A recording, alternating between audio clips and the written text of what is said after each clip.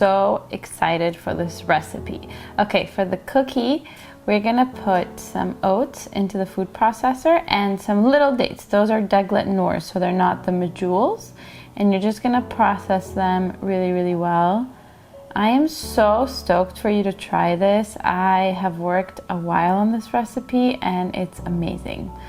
I love it. Okay, so then you're just gonna take it out of the food processor and you're going to make sure that it kind of sticks together. So of course it depends on the dates you're using and how moist they are, so make sure that it does. And we're just gonna dump it out on parchment paper in a little baking dish, although we're not baking this, and flatten it out really, really well. And kind of just after move it to the side so we make our caramel. So for our caramel, am I saying this right? Caramel, caramel? Okay, I say caramel. We're gonna put some hot water in there on the coconut butter so that it kind of melts. And we're gonna use persimmons. So make sure they're pretty soft. They don't have to be insanely soft like this one. See, I have one that's a little bit less soft. I wanted to show you this one is a little less soft. The other two are just like mush. So those are perfect. You don't want really hard ones like apple hard. And then we're gonna use a medjool date for the caramel, whatever. So that all goes into the blender, and our softened coconut butter. And we're just gonna blend this all up. Make sure you don't blend it on really high because it kind of can turn almost jelly, which is not very nice. So just keep it low, and you can use your tamper if you really, really need to. You see I'm blending this on pretty low. And this is what we get. Delicious caramel. So you're just gonna put this on top of your cookie crust thing and flatten it out pretty well. And it's gonna go into the freezer for about 2 hours while we do the next little piece of this. So now we're gonna make our chocolate in the blender, and we're gonna use some medjool dates for the chocolate. That's our sweetener. Cacao powder, that's raw cacao for the chocolatiness. And our coconut butter, which is still pretty soft from being in that hot water. And just some water for blending.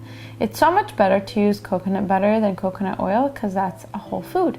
And this is what we get. It is perfect chocolate. Let me tell you, it's so, so good. And so now you're gonna take this out of the freezer, and you just make sure that the top layer is hard and not melted at all when you take it out. And then we have the parchment paper to get it out easier, and just kind of unstick it because it's a little bit stuck to it.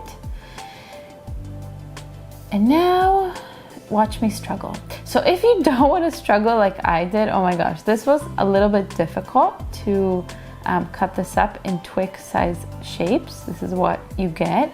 You can just wait 5-10 minutes so that it's a little bit softer than it was for me. It was rock hard, especially the cookie part.